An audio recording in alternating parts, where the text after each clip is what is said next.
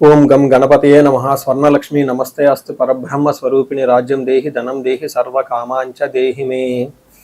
మనం April month యొక్క రాశి ఫలాల గురించి మాట్లాడుకుంటున్నాం. అందులో భాగంగా ఈ మాసంలో 3 ముఖ్యమైన విషయాలని. ఒకటి, ఈ ఏప్రిల్ మంత్ లో మనకి 4 గ్రహాలు మారుతూ ఉన్నాయండి. అవి ఏంటంటే సూర్యుడు, కుజుడు, బుధుడు, శుక్రుడు. ఈ 4 గ్రహాలు ఏప్రిల్ మంత్ లో మారుతూ ఉన్నాయి. నెక్స్ట్ ముఖ్యమైన విషయం ఏంటంటే, ఈ యొక్క ఏప్రిల్ మంత్ ఏదైతే ఉందో ఇందులో ఫస్ట్ 15 డేస్ చైత్ర మాసము, తర్వాత 15 డేస్ వైశాఖ మాసంతో కూడుకొని ఉంది. ఇందులో ఒక విశేషం ఇంకొకటి ఏమంటే, మనకి 19వ తారీఖున మనకి వైశాఖ మాసము తృతీయ, శుద్ధ తృతీయ రోజున, ఆ రోజున మనకి 19వ తారీఖున అక్షయ తృతీయ పండగ ఆ రోజు మనకు జరుగుతూ ఉందండి. ఇది చాలా ముఖ్యమైనది. అంతేకాకుండా వైశాఖ మాసంలో ఉదక కుంభదానం అంటారు. ఇది చాలా మందికి ఐడియా ఉండదు. ఒక ఉదక కుంభదానం అంటే నథింగ్ బట్ అంటే వాటర్ బాటిల్ అని మనం అనుకోవచ్చు. కుంభం అంటే ఒక చెంబు లాంటిది కానీ, పాత్ర లాంటిది కానీ మనకి పూజా షాపులో అమ్ముతూ ఉంటారు అన్నమాట. అలాంటి చెంబు లాంటిది, ఇత్తడిది కానీ, రాగిది కానీ తీసుకొని దాని నిండా నీళ్లు పోసి అందులో కొంచెం ఏదైనా జీలకర్ర కానివ్వండి, లేదంటే సుగంధభరిత యాలకులు కానీ వేసేసి, ఒక చిన్న స్వీట్ కానివ్వండి, లేదంటే ఒక చిన్న బెల్లం ముక్క కనేసి ఆ నీటిని అలా దానం చేయటాన్ని ఉదక కుంభదానం అంటారు. మనకి శ్రీరామనవమికి పానకం వడపప్పు పంచడంలో కూడా ముఖ్య ఉద్దేశం కూడా ఇది. అలా గనక నీళ్లు గనక పంచి ఇవ్వగలిగితే చాలా లాభప్రదంగా ఉంటుంది అని మనకి శాస్త్రాలు వివరించడం జరిగింది. సో ఈ ప్రకారం మనం చూసుకుంటే ఉదక కుంభదానం అది పర్టికులర్గా అమావాస్య తర్వాత మనకి వైశాఖ మాసం వస్తుంది. ఈ వైశాఖ మాసం ఇలా గనక చేయగలిగితే ఎంతో పుణ్యప్రదము, ఎంతో శుభప్రదము, అందరికీ విపరీతంగా ధనము ధాన్యము కలిసి వచ్చే అవకాశం ఎక్కువగా ఉంటుంది. ఇది చాలా సింపుల్ ప్రొసీజరు. చక్కగా దీన్ని చేసుకొని పెద్దవాళ్ళకి కనుక దానం చేయగలిగితే, పండితోత్తములకు కానీ, బ్రాహ్మణులకు కానీ, వేద పండితులకు కానీ అలా ఒక ఉదక కుంభాన్ని కనుక దానం చేయగలిగితే, వాళ్ళ ఆశీర్వాదం తీసుకుంటే గురుబలం విపరీతంగా పెరిగి ధనము ధాన్యము సంతానము సమృద్ధిగా ఉండే అవకాశం ఎక్కువగా ఉంటుంది. సో ఈ యొక్క ఏప్రిల్ మంత్లో ఉన్న ఈ ముఖ్యమైన విశేషాలు, పండగలు మీరు తెలుసుకున్నారు కాబట్టి తగు విధమైన మీరు రెమెడీస్ లాగా చేసుకుంటే అంతా బాగుంటుందండి. అందరూ చక్కగా ఉండాలని, ఈ రాశి వాళ్ళు అష్టైశ్వర్యాలతో ఉండాలని చెప్పేసి నేను కోరుకుంటున్నాను. ఏప్రిల్ మంత్ 2020వ సంవత్సరంలో వృషభ రాశి వారికి ఎలా ఉందో మనం చూద్దాం. ఈ రాశిలో ఫస్ట్ చెప్పుకోబోయే ముందు నక్షత్రాల గురించి చూసుకుంటే, ఇందులో కృతిక 2, 3, 4 పాదాలు, రోహిణి 1, 2, 3, 4 పాదాలు, మృగశిర 1, 2 పాదాలంతా మనకి వృషభ రాశిలో ఉంటారు. పేరు బలం బట్టి మనం చూసుకుంటే వీళ్ళకి ఈ, ఊ, ఏ, ఓ, వా, వి, వే, ఓ అన్న లెటర్స్ అంతా కూడా ఎవరిదైనా వాళ్ళ ఫస్ట్ లెటర్, వాళ్ళ నేమ్, వాళ్ళ పేరులో కనుక చెప్పబడిన అక్షరాలు ఉంటే వాళ్ళది కూడా వృషభ రాశి అవుతుందని గమనించాలి.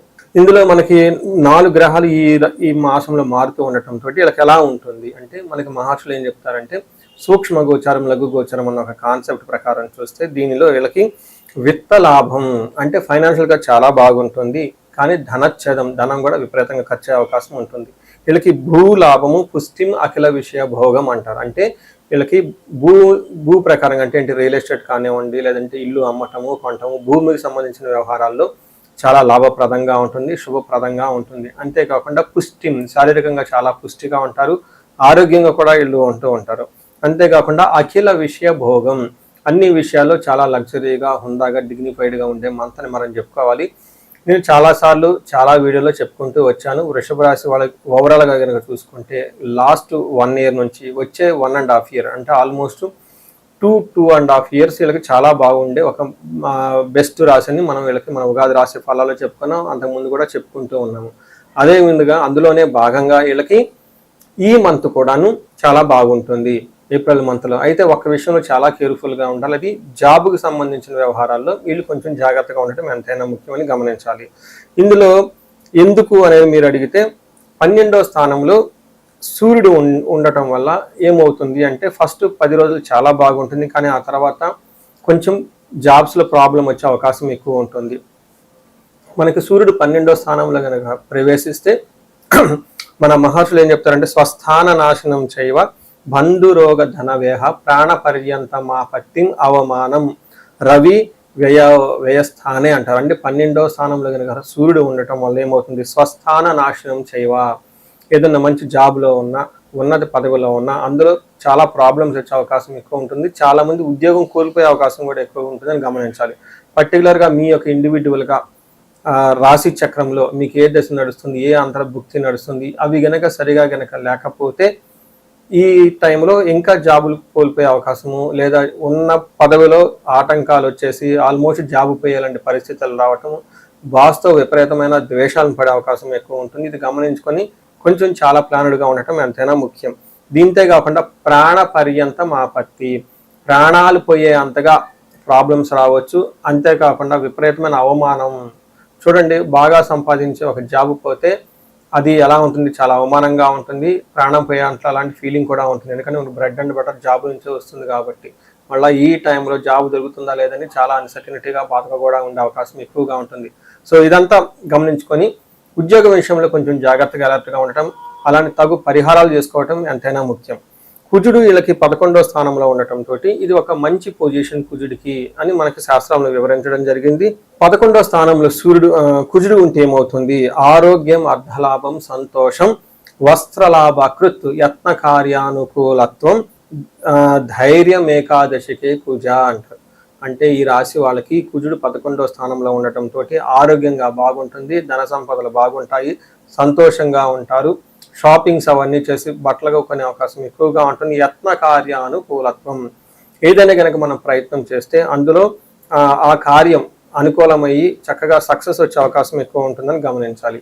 ఈ రాశి వాళ్ళు ఒక్క విషయంలో కొంచెం జాగ్రత్తగా ఉండాలి. మీరు బాగా కష్టపడి సంపాదించుకున్న ధనాన్ని కోల్పోయే అవకాశం ఎక్కువగా ఉంటుంది, కానీ ధన ప్రవాహం అయితే బాగుంటుంది. ఫైనల్గా శుక్రుడు మనం చూసుకుంటే ఈ రాశి వాళ్ళకి 1వ స్థానంలో శుక్రుడు ఉండటం వల్ల చాలా బాగుంటుంది అని మన శాస్త్రంలో వివరించడం జరిగింది. మన మహర్షులు గ్రంథాల్లో వివరించారు.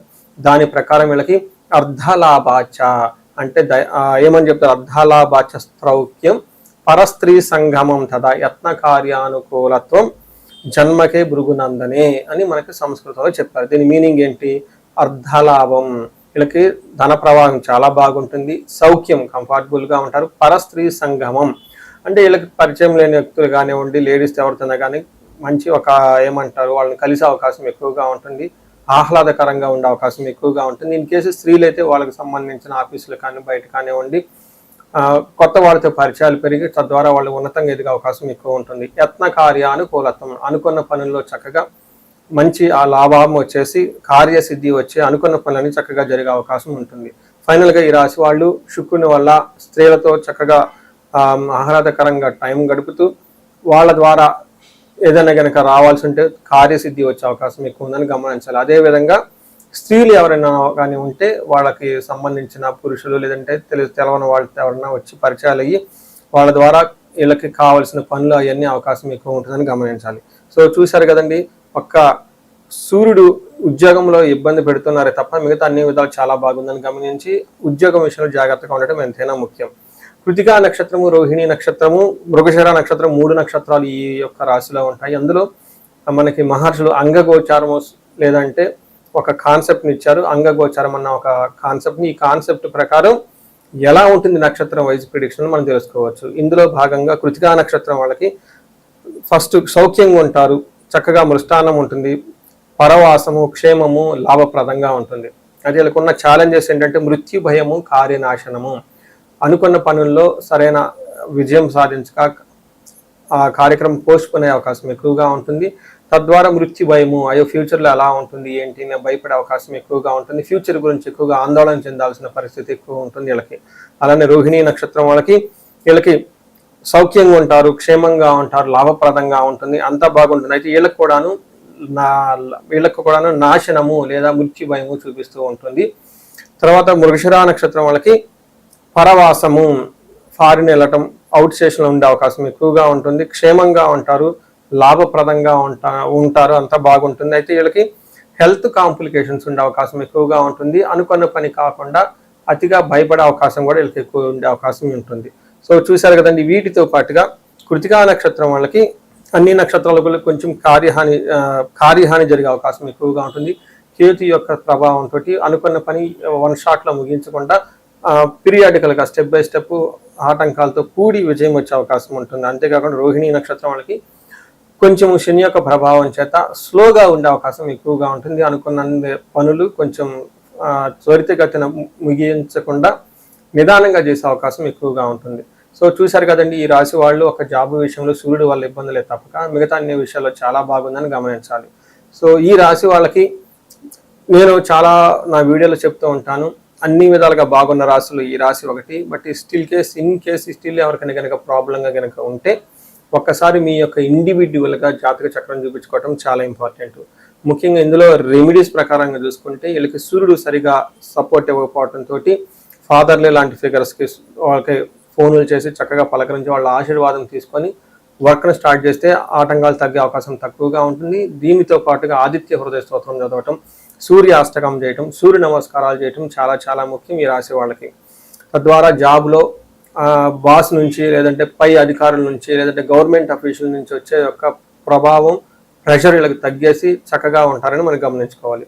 ఈ రాశి వాళ్ళు కనుక 35 to 45 మధ్యలో ఏజ్లో ఉండి అయితే సక్సెస్ఫుల్గా ఉండాల్సిన ఈ టైంలో ఎక్కడైనా కనుక స్టాగ్నేటెడ్ ఆగిపోయాము, గ్రోత్ ఆగింది, లేదంటే ప్రాబ్లమాటిక్గా ఉందని ఈ టైంలో మీకు అనిపిస్తే ఒక్కసారి పర్టికులర్గా జాతక చక్రం చూపించుకోండి.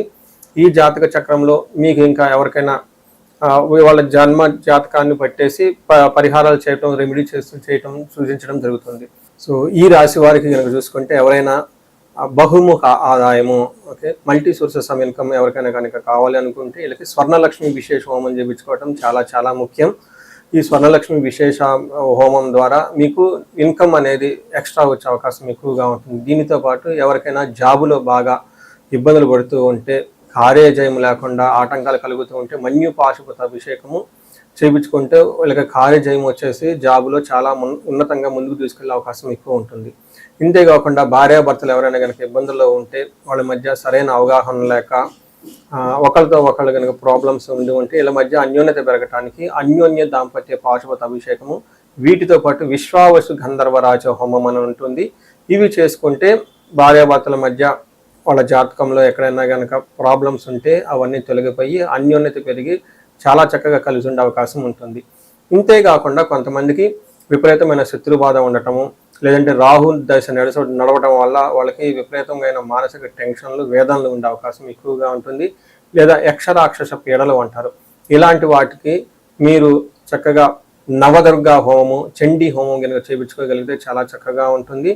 మీకు ఎలాంటి సమస్య ఉన్నా, అది హెల్త్ కానివ్వండి, ఇంకొకటి కానీ, మీ ఏజ్ పర్టికులర్గా 35-40 సంవత్సరాల మధ్యలో ఉండి లైఫ్లో కెరీర్లో అప్పటిదాకా చాలా చక్కగా దూసుకొని వచ్చేసి ఈ ఏజ్లో మీకు అరౌండ్ 40 అటు 5 ప్లస్ ఆర్ మైనస్ 4-5 ఇయర్స్ ఉండి కెరీర్లో కనుక బ్రేక్ వచ్చినట్లయితే, ఆగిపోయారు, స్టాగ్నేటెడ్ అయ్యారు, గ్రోత్ లేదని మీకు కనుక అనిపించేస్తే ఒక్కసారి ఇండివిజువల్గా జాతకం చూపించుకోవడం చాలా చాలా ముఖ్యం.